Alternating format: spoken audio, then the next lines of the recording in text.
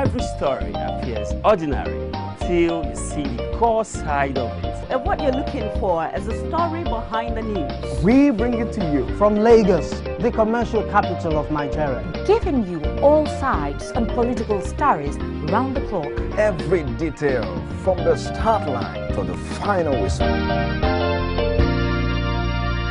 Core TV News, expanding your view.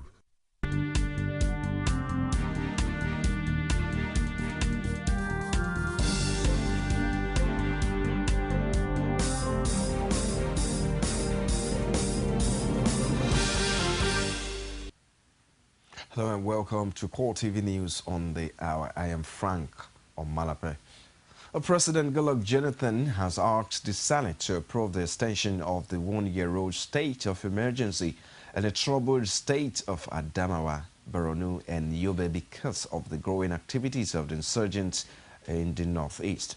Jonathan would make the request through a letter he addressed to Senate President David Mark and read on the floor by the Deputy Senate President Ike Ekweremadu says his actions was based on the fact that terrorism had yet to abate in the affected states. Ekweremadu was silent on when the letter will be discussed, but the senator representing Yobe North, who is also the secretary of the Northern Senators Forum, Ahmed Lawan, vehemently opposed the extension in an interview after the plenary. Lawan, however, says he would support any move by the Senate to increase funding for military operation in the affected state. In another development, the Senate has ruled out the possibility of the federal government negotiating with the dreaded Boko Haram sect on its latest proposal for the exchange of the abducted schoolgirls with the members in Nigerian prison. Senate President David Mark made the position of the Senate known while speaking in Beijing. China Mark especially dismissed the possibility of President Goodluck Jonathan negotiating with the Boko Haram insurgents for the release of the abducted girls. He noted that the insurgents would not respect any terms of agreement that may be entered into with them because there has been no platform of trust whatsoever. Leader of the SEC, Abubakar Shekau, had in a recent video showing the abducted girls for the first time since their abduction and vowed that the girls will not be released unless the federal government releases members of the group been detained in various detention cells and prisons across the country. And while the Minister of Finance, Ngozi Okonjo-Iweala, says the federal government will not in any way allow the activities of the terrorists to paralyze the economy, the minister in an interview with Yahoo News describes the abduction of the schoolgirls as frustrating, adding that the federal government will do all within its power to rescue them.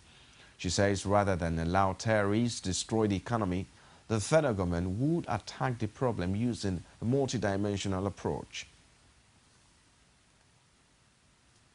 The Nigerian Labour Congress, Trade Union Congress and the Joint Action Front have joined in the global protest demanding the safe return of the abducted schoolgirls. The protesters gathered as early as 7 a.m. at the popular Ikeja underbridge for a 3-kilometer trek to the Lagos seat of government in Alausa. Oluwaseyi Adegoke was there and fired in this report presented from our studios.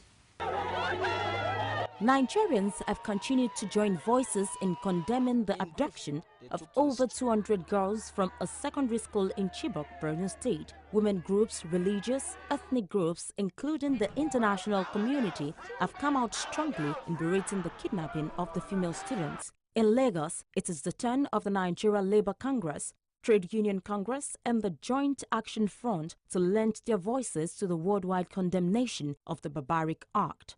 Secretary of the Joint Action Front, a non-governmental organization, Abiodun Aremu, enjoins every Nigerian to take security issues seriously. The Boko Haram situation is such that our military has been weakened to the point that Nigeria is on the verge of recolonization. And that is why every one of us must be alert on this situation. In a letter written to the federal government received by Lateef Ibirogba, Commissioner for Information, Lagos State, Trade Union Congress of Nigeria called on the government to ensure justice and bring back the girls alive soon. It is from this prison that as movement, we appeal to all well-meaning Nigerians, global leaders of religious thoughts, to put pressure to bear on the members to freely and safely release the abducted female students from Chibok. In the same vein, Lagos chairman of the Nigeria Labour Congress, Idowu Adelakun, encouraged that security agents in the country must do more to secure lives and property of the citizens. Since this thing happened in Nigeria, and we have a lot of soldiers, we have a lot of policemen, and there was a time even the president himself said there are Boko Haram people in his government. So he should fish them out and let Nigerians know the truth. The Commissioner of Information in Lagos State, who stood in for the Lagos State Governor Babatunde Fashola, promised to deliver the letter to the federal government and expressed optimism that girls will be rescued alive soon. We are all in this believing that since no nation thrives on violence and irregularities that are happening now, the God we serve will bring back these children hale and hearty and alive. Amen. As security experts continue to weigh government's options regarding the demands of the Islamist sect Boko Haram, which is calling for exchange of the abducted girls for members of the terror groups incarcerated for various crimes, it is the hope of every well-meaning Nigerian that the kidnapped girls are reunited with their families soon. The women wing of the All Progressive Congress in Lagos have also joined in the protests against the abduction of students of Government Senior Secondary School, Chibok, Borno State. The women took their protest to the governor's office in Alausa. Abiola Oluwole completes this story as presented from our studios. Clad in red t-shirt with the inscription, "Bring Back Our Girls," women of the All Progressive Congress in Lagos State marched through the streets of Ikeja to the governor's office to lend their voices to the worldwide condemnation of the abduction of over 200 schoolgirls from a secondary school in Borno by the Boko Haram. Led by Senator Oluremi Tinubu and the APC women leader in the state, Kemi Nelson, the protesters demanded the short gates of the State House be flung open to allow free entry into the State House. After gaining entry into the State House, Oluremi Tinubu addressed the members of the cabinet present, explaining that the aim of the protest is to express concern about the state of the nation. That's why I said the Chibok girls has drawn a lot of attention to what is going on in the country. A few weeks back, it was in Yanya bomb blast. Innocent lives were killed. And there are no employment for our children. They extorted them, got them in the stadium, got their money, killed them, and still nothing is heard of it. The APC women leader in Lagos, Kemi Nelson, says they are in the State House to present a letter of protest to Governor Fashola for an onward transmission to President Goodluck Jonathan. While promising the delivery of the letter to the President, the State Commissioner for Information and Strategy, Lateef Ibirogba, who received the protesters on behalf of Lagos Governor Babatunde Fashola, emphasizes that the abduction remains a dark spot in effective security of life and property in Nigeria. The truth is that Nigerians are not idiots.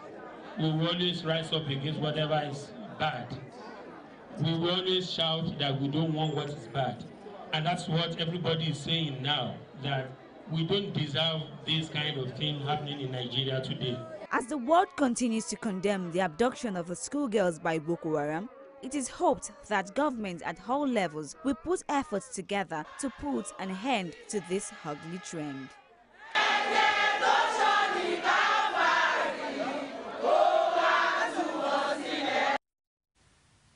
Lawyer and human rights activist Femi Falana says some parents of the abducted schoolgirls have identified their children in the video shown by the members of the Boko Haram. Falana who spoke when he addressed members of the Committee on Civil Society, Labor, Youth and Sports of the National Conference in Abuja. however, criticized the police for disrupting the peaceful protests by Nigerians aimed at forcing government to urgently take actions that could lead to the release of the abducted girls. He says it was unfortunate that the Nigerian government and its officials were unable to do anything to rescue the girls days after they were abducted.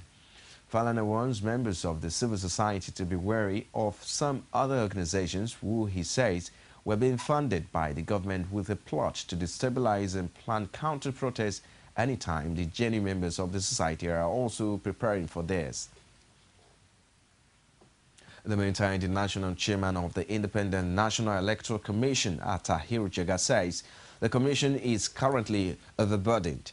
He wants some functions of the commission transferred to another body to be set up by the federal government. Jega spoke when he addressed members of the National Conference Committee on Political Parties and Electoral Matters in Abuja, however, commended the commission for its ability to discharge its constitutional roles despite many challenges. He also supported the position that a judicial body should appoint the chairman of the commission, adding that there was a perception in some quarters that those who appoint the chairman of the commission could control him. He listed areas where he said the commission was being overburdened, to include registration of political parties, which he said could be handled by another independent body, and prosecution of electoral offenders. Meanwhile, the committee recommended that INEC should conduct elections into all elective offices at the state and federal level on the same day. A member of the committee and former national president of the Nigerian Union, journalist Sani Zoro, says the committee arrived at the decision after careful study of the staggered elections in the country. You're watching Core TV News on the hour. We'll take a short break. We'll return shortly. I don't think the election was actually... What are the people saying? 5 local government out of the 13 local government is more than many states in the north. The economy is booming. Where is the economy booming? Bomb blast in Abuja. Don't you have security? Why are we fighting? Presidency should not just sit in Abuja or in Asokoro or wherever he lives. Fellows are sponsoring the Boko Haram. They know them. Men cannot be there and be there at the same time. The life of the citizens, community need to be protected. It can't work out. Bring the message of peace. Let there be proper devolution of power from the center. The center is too powerful. The people, only on Core TV News. From time immemorial, women have birthed life, shaped character, and by extension, influenced the society. Moremi of Ife, Emoten of Benin, Queen Aminat of Zaria, all women of influence and power. Whether it's before election, after election. How ironical. Women being so powerful, yet have few grounds in decision making. They see you as a wife, and I see you as a wife to a man. We are talking women in politics. A woman will be bold enough to stand up and say, I want to become president of Nigeria. Only on Core TV News.